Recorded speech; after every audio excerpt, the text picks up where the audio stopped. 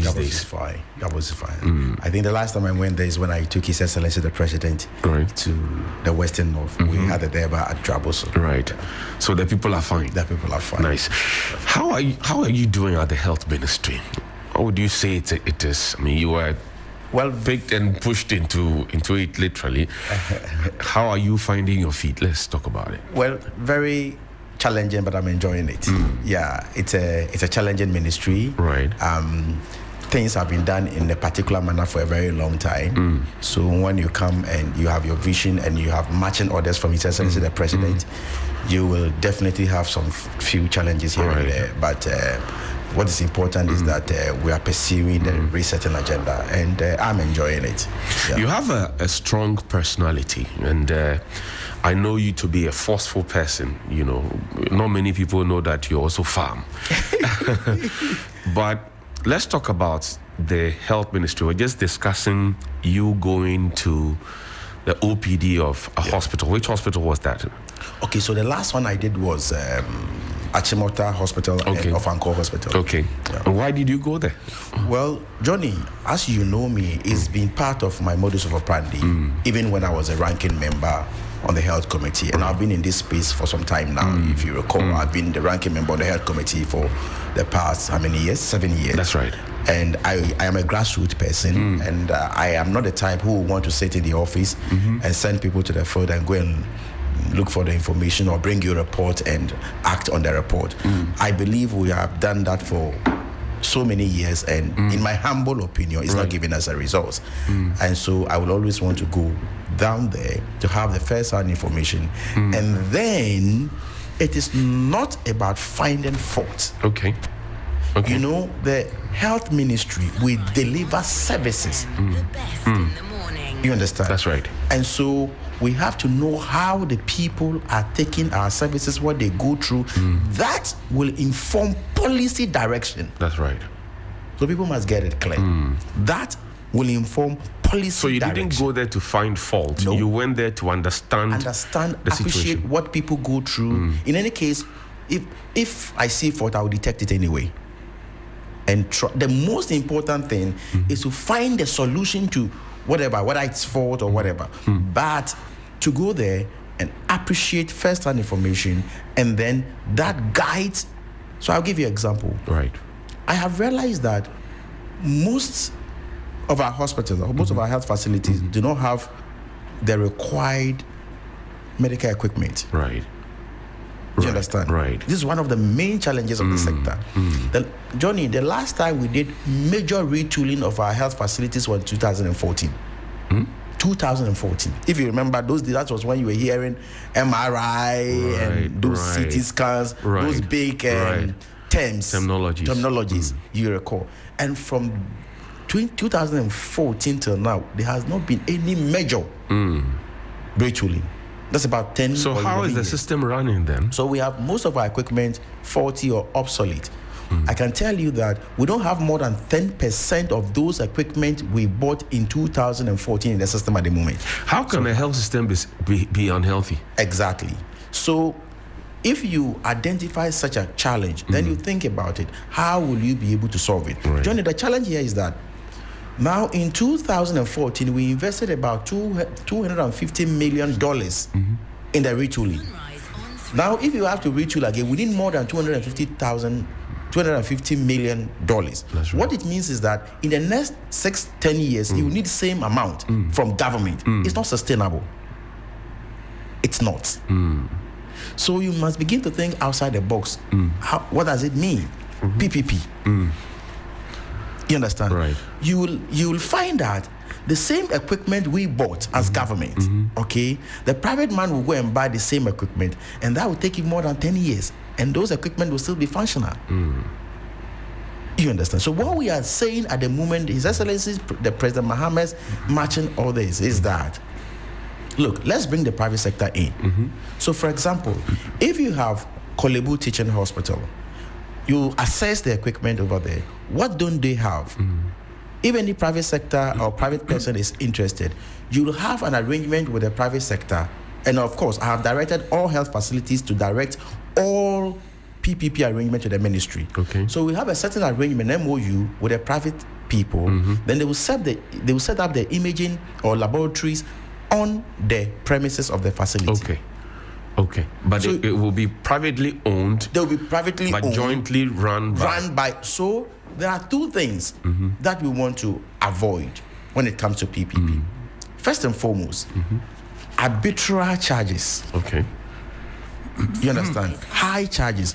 So we will first and foremost lock it in that if you are interested and we are signing the agreement with you, your fees and charges will be subjected to the Fees and Charges Act by Parliament. Right. If you don't agree, don't come. Right. So that you have situations where people are charging The anyhow. fleeting people. You understand? And then you must have a certain profit sharing arrangement with the facility. Okay. And when I Some say form of profit, IGF. yes. So when I say profit, I mean profit. Not where I've seen some PPPs where they pay rent because the people have given you space. And when they pay rent, the rent is described as profit sharing arrangement. No, that is not the kind of arrangement I'm talking about here. It should be proper when you've knocked off all your cost of production and what have you. Then you have a certain formula to share the profit with the facility so that they will consider that one as internally generated funds.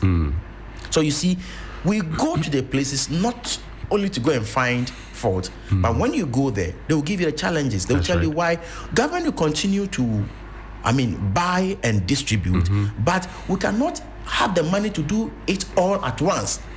But when we begin to ask the public to come in, I think that we will have a lot of people who are interested. How do you propose to fix the long waiting time? I mean, the woman you spoke to at the OPD bemoaned that, look, I've been sitting here since 5:30, and the man said he went to a consulting room, and you asked for the specific consulting room, said, oh, consulting room 1, but I was asked for the man hours that are wasted, for want of a better expression, at the hospital. How do you propose to fix it? So, Johnnie, let me first and foremost salute the health workers of this country. Right. They're doing so well.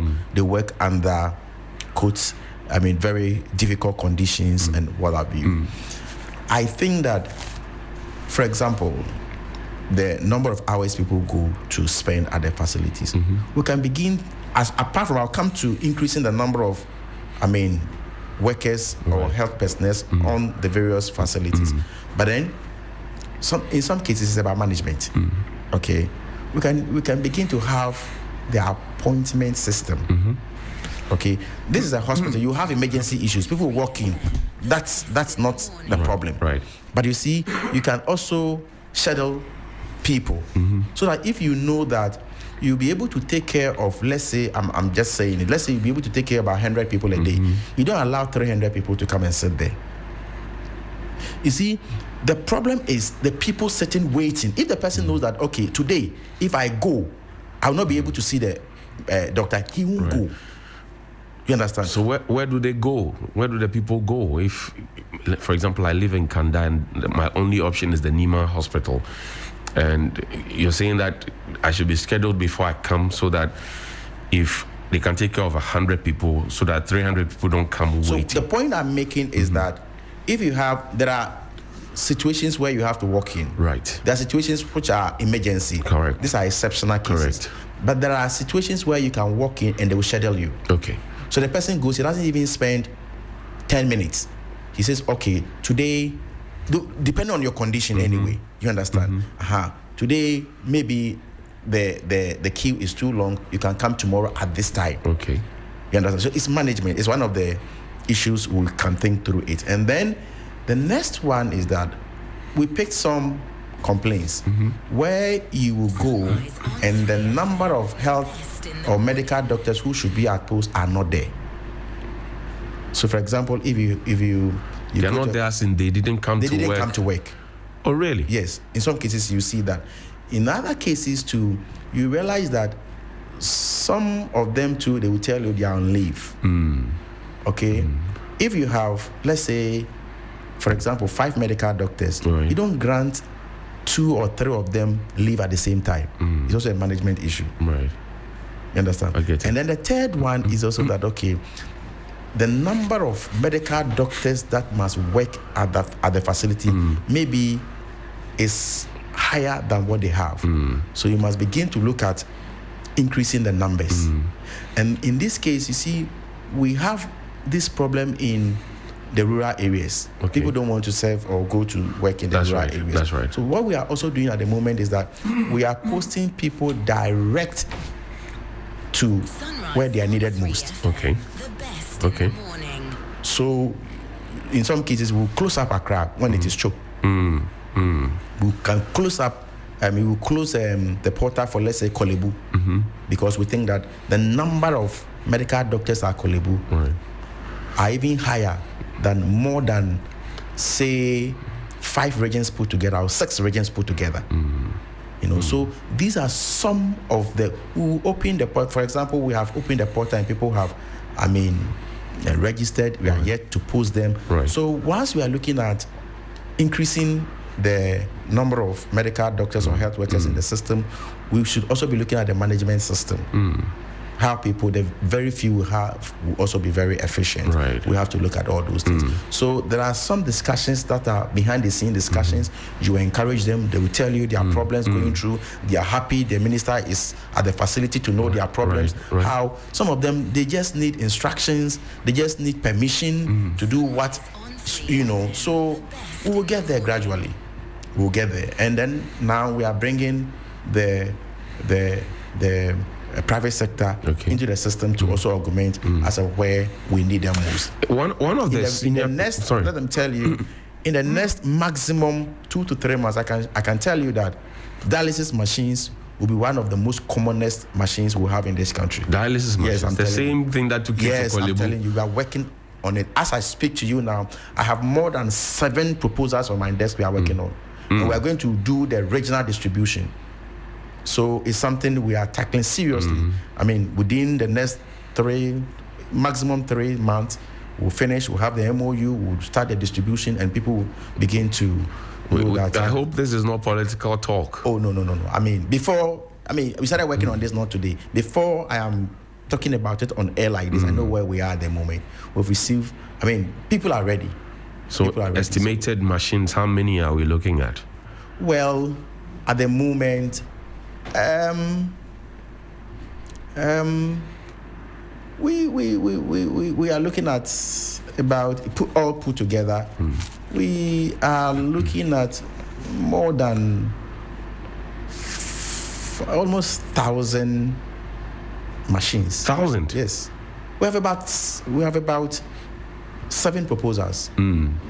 You understand? And so very soon I will invite you and you see what we are doing. We have written to all the health facilities, especially we are starting in the northern part of the country, to give us where we can have spaces to begin to install them. We are working on the MOU with these partners, and very soon, and we will even publish it in the media. Who is interested and wants to come on board is welcome. You spoke about capacity and facilities. One of the senior callers who called this morning spoke about the demographics and spoke about the fact that, at the time when we were putting together, say, the polyclinics, we're looking at a population size of about 5 million. Now we are 30 million. And those same facilities are supposed to cater for the growing numbers. What's your plan for expansion? The previous government had Agenda 111. What is your plan? Johnnie, in as much as I agree that there are some places in this country that require more or some kind of infrastructure of a health facility, I also think that we must begin to pay particular attention to the already existing ones. A health facility is just not a brick and mortar. You understand? If you say expansion, you can have the same structure of a health facility. If you are able to expand or increase the number of equipment and the personnel, is some sort of expansion. You understand? So we are looking at giving them, because if you have a health facility and they don't have the equipment, it's a very difficult situation to work under. And so we are looking at giving them the required equipment, and in some cases increasing the number of health professionals there, whilst we'll be looking at the expansion where, so at General, for example, we'll still bring even the private sector in. we'll continue some of them, and then we'll package some of them for the private sector as well. You know, the CHAG, Christian Health Association of Ghana. Right. Yes, they play a very pivotal role in service delivery when it comes to the health sector. And so if some of the churches are also interested, we'll bring them on board and make sure that we reach everybody in this country. It appears that everybody is demanding for their pound of flesh. You know, nurses recently, and you have everybody coming to you, health minister, we want some more money, we want this, we want that. How are you dealing with that? Yes, I'll come there, but Johnny, the main reason why you saw me on your premises and you have intercepted me is missing completely. If you are not very careful, we even not mention No, we'll talk about your seminar. Don't worry, we'll talk about your symposium. I'm just asking you this you because yes, I have absolutely no problem with any worker working and he wants an improved service, condition of service. Right. I mean, I have absolutely no problem. But we should sit around the table and make sense to each other, right, and then know how we'll push it. You understand? And let nobody take anybody for granted. Government or the employer must not hold employees to ransom and must not take employees for granted. Employees must also not take government for granted or hold government to ransom. Let's respect each other and sit around the table. At the end of the day, no matter what government will do or the employee will do, we'll go back to the table. And it is only around the table we can find solutions. You understand? And Johnny, we all have a country to govern. Right. Ghana is for all of us. Okay? And so we have the same coffers to take from. So we have a country, we have an economy to also run. So as minister responsible for health, I will continue to pursue the interests of health workers in this country. Right. You understand? Right. But we must respect each other. If I say respect each other, what I mean is that we must understand each other. That's right. You know, we must understand each other. And then let's put emotions aside, deal with the issues, find solutions to the issues, and then we'll move on. So we have a number of issues at the health sector. Right. There are people, health workers who have been trained and they're at home. They don't have employment. We have to look at that. Right. You know, there's a clear strategy to deal with it. There are strategies to most of our problems, and we are rolling them out gradually. I'll give you a typical example. Number one, those health workers, especially the nurses who are at home, there are two-pronged approach. One, whilst government is looking at employing them, maybe yearly, we're also looking at how we can also export some of them. Okay. One thing we have detected is that the demand for health professionals, especially the nurses, when they come in, and now for your information, about 13 countries have responded to that. And you realize that they need a specialist. And our specialists in the system are not many. You understand? And so the solution to that is that we have invited the heads of these institutions. Right. Instead of taking 2 years to be a specialist or to be trained as a specialist, we've asked them to give us a crash program. Okay. Not more than 6 months. Right. So we wrote that program, we train more of them so that we'll get some of them for our Mahama cares while we can also get some of them for export. So this is the solution we are coming up with to handle that particular problem we are facing in the health sector. I see. There are a few questions on Facebook before we talk about your symposium. Says Johnnie, good morning. Kindly ask Honorable Minister why there are 3 batches of medical officers who have not been posted yet, and also why it takes up to 6 months, a year before they start receiving their salaries. 3 batches of medical doctors? Yes. That cannot be true. Okay. 3 batches of medical doctors? Medical officers? No. That cannot be true, because we even have opened the last one. We opened the portal and we are yet to post them. So that certainly cannot be true. It's not correct. But are there any outstanding? No, not that. No. Not that you know. No. Why does it take forever for them to get their salaries, even after working? No, sometimes, it's a problem of the controller. You understand? Right. It is not only in the health sector.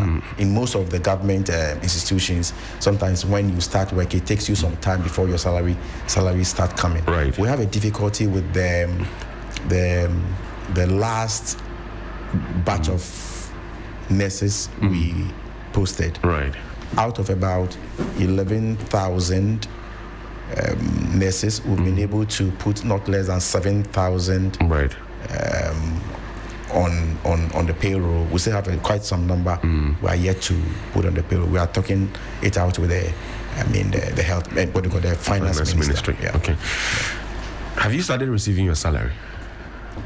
Oh yes, as a member of parliament. No, as a minister. No, I take my salaries from parliament. From parliament. Yes, even when I was a deputy minister, I took my salaries from parliament. I see. So you are not taking any money from. No, I'm not taking a salary as a minister, but I'm taking salary as a member of parliament. How do you survive knowing that your fuel has been cut? You don't have DSTV and all those things that. I am the wrong person to ask that question because I have never enjoyed that before. Okay. Yes, even when I was a deputy minister, I lived in my house. At the moment, I'm still living in my house. I buy my own DSTV, and I have never seen, since I became a minister, I've never seen anything like fuel allowance. No, and no member of parliament receives fuel allowance. That's right. No member of parliament. So I don't know how it feels actually because I have never enjoyed it tasted it before. What about the medical laboratory doctors? Somebody's asking about them that they're also a backlog. They have not been posted. Yes, they are like people. There's a backlog. The pharmacists, there's a backlog. Some of them, as far as from 2019, they've never been employed. Oh, I see. Yes, some of them. In fact, even housemanship. Rotational nurses, housemanship. The pharmacists, for example, the 2023-2024 one, even after doing their housemanship, they were not paid. What was the reason? Well, the formal government appointees are the best people to explain. They were not paid, but we've cleared them. And so I agree. There is a huge backlog when it comes to the health sector. Right. We have about 70,000 health professionals at home. I see. Yes, 70,000. That's quite a number. Yes. Allied, pharmacists, nurses, huge. So we have to think outside the box and find solution to clear all of them, and we are determined to do that. Let's talk about this. Is what we have inherited. Great. Let's talk about your symposium. What is it about? Yes. So this is Africa Health Sovereignty. Okay. And so it will be hosted by His Excellency the President of Republic of Ghana, John Dramani Mahama. We are starting a conversation, and we need solutions to own our own destiny. Okay. You know, when you hear our foreign or development partners are cutting their budget to us, they are withdrawing their aids and what have you, and this is the health sector. You must begin to ask yourself, how can you do it differently without the support of anybody? You must not continue to depend on somebody or organization or a group of people before you can actually find the health needs of your people. So if you recall, when some of them announced cuts and withdrawal, His Excellency was forthright. He said, look, Mr. Finance Minister, look for the money and fill the gaps. You know, when he took over, he says, look, the health sector is a critical one, and so national health insurance, let's decap it, get more money and pump it into the national health insurance fund. We say that, look, let's look at a way where we can, take off the barrier, the universal health coverage barrier. When we think that one of the barriers is health, how people finance their health needs. And so give every Ghanaian free primary health care. So these are decisions His Excellency John Dramani Mahama, since he became president, he has taken. But it shouldn't be an issue of only Ghana. Okay. You understand? Africa, how other countries are doing it. Look, we are looking at how we'll be able to produce or manufacture our own medicines. You know, so we are targeting Ghana as pharmaceutical hub. How are other countries doing it? We have seen that the NCDs are killing the good people of this country, the non-communicable disease. That's right. More than 43% of our mortalities are attributable to the NCDs. What is the solution? What is the problem? Why is it killing the people? Because once you get this condition, you either will be drawn to the poverty, below the poverty line, or you will even be getting very close to your grave. So what's the solution? The solution is that let us all establish a fund that will be dedicated to the treatment of non-communicable diseases called Ghana Medical Trust Fund, popularly known as Mahama Cares. Okay. These are the solutions. How is other African countries taking it? Okay. You understand? So we have invited heads of state, presidents. We have invited our partners. We have invited health ministers across the continent, and they are all coming so that we can begin to think about it and see how we can implement it so that we will not wait until somebody says take before we act on our health needs. And COVID taught us a very big lesson. Right. There was a situation where a country looked into our eyes and told us that, look, not until they finish immunizing or vaccinating their citizens, they were not going to allow the export of vaccines from their country to us. That's right. It happened in this country. What lessons are we learning from that? So these are some of the conversations His Excellency the President. When is this symposium? That is tomorrow, Tuesday. Tomorrow? 5th, yes. Where? At Kempinski. Kempinski? Yes. Okay, what time? Yes, so we are starting right from the morning around 9 a.m. And we have series of programs till, let's say, around 7 p.m. La General Hospital, what's happening to it? Your predecessor promised us that he was going to be at the site day and night. My very good friend, Dr. Bernardo Kuboy, that we're going to get it done. But where are we now with that? So La General Hospital, we have some allocation to La General Hospital. And what I can say is that we'll continue. And I have invited the contractor to my office to understand his challenges and know how we can support him to expedite action on La General Hospital. So I can assure you that we'll continue. Mariam Said says, keep up the good work, Honorable. Abuaji Simon says, please, when is the ministry posting 20 hour batch of nurses? Well, he's answered that question already. He says, Wahab says, my brother, tell the minister a private hospital will service the machines, but government hospitals, even if a machine is supposed to repair it, it takes years before it will be done. You agree? Yeah. Some of these things. And there's another school of thought that we must also even bring in the private sector when it comes to the maintenance and the repair of our hospital equipment, so that we'll have some kind of arrangement with them. Right. So at every facility, when the equipment are broken down, they'll move in, fix it, and then we have some kind of arrangement or agreement with them. So this has also come to my notice, and we will consider if it is. Lapilo says, God bless you for giving us Alawa. Continue with the everybody has their problem. I think that the nurses of the health, the students, the nursing trainees are the most luckiest when it comes to this government, because there's a special arrangement for them that nobody is getting. What is that? Okay, so now they are getting the allowance, which is timely. As I speak to you now, even July 1 is ready. So the allowance is going. Now they are also enjoying no fee stress. Okay. Do you understand? I get it. And now we are going to look at how they can even have access to loans. So they are getting these three things. I see. And their allowance is going on time. We are not accumulating it, and every month we'll pay, and we'll pay on time. And now the National Health Insurance too, the fund is being released promptly, and we are paying claims on time. We have to go. Somebody sent me a private text to ask you, what do you eat to keep energized? Because they always see you strutting up and down. And what do you eat? Well, my best food is fufu.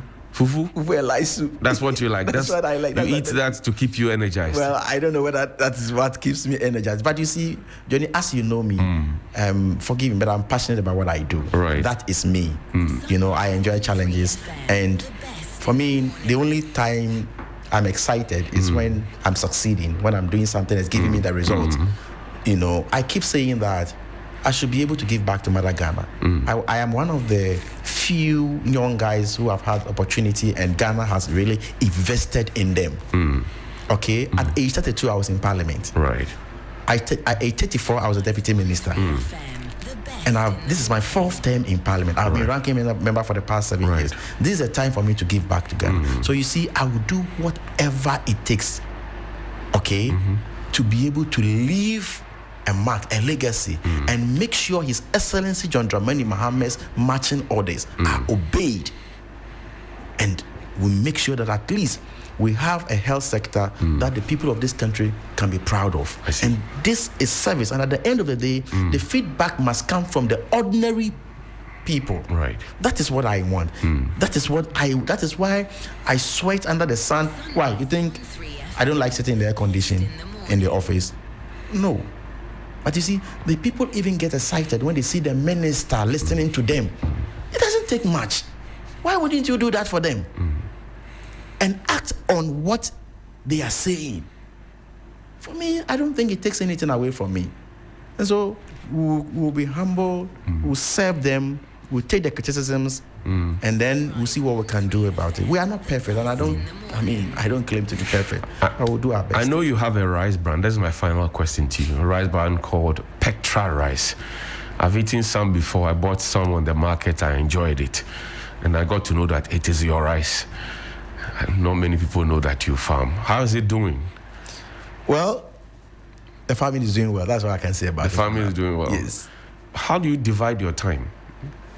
There's this ministerial MPship and farming. It's difficult, and it's very difficult. And so, since I took up this appointment, I've taken steps to even withdraw entirely from the company. Okay, so somebody else manages. So somebody else will manage, and then we'll see what we can do. Thank you very much for granting us this intercepted interview at such unannounced Thank you very much, time. Johnnie. The Honorable Kwabena Mintah Akandoh, Minister for Health and MP for Jaboso. Take a break. When we return from the break, there's more here on Sunrise on 3FM 92.7.